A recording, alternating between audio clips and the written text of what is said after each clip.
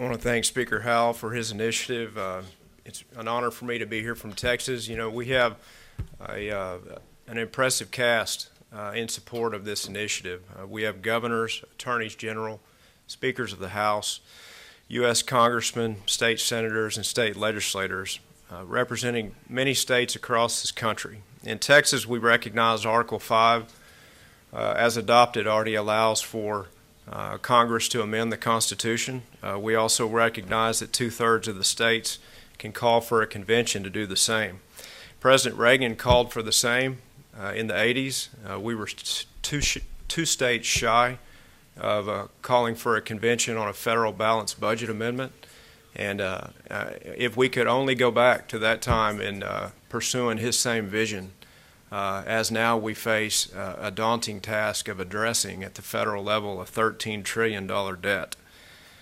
We not only struggle with constant federal mismanagement, but federal overreaching and validation by the courts has eroded our intended dual sovereignty and further diminished the power and the authority of state legislatures to represent their citizens.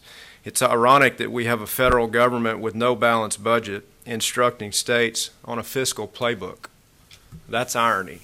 It's irony today that we're in Washington, D.C., the very place that houses the cherished document we call the U.S. Constitution, the very place that continues to ignore it on a daily basis. In Texas, 19 months ago, I authored the Texas Sovereignty Resolution.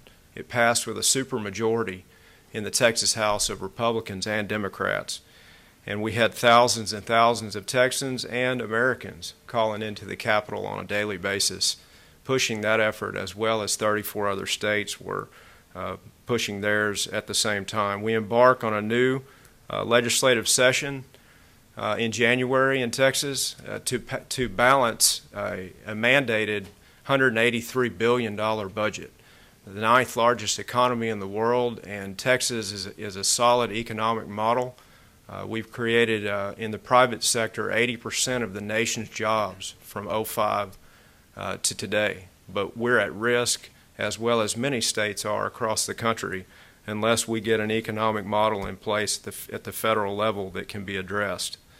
We'll be working to ensure the passage and the endorsement of the Repeal Amendment in Texas. I'm confident that we'll restore the proper balance of power our founders intended. Our economic strength depends on it.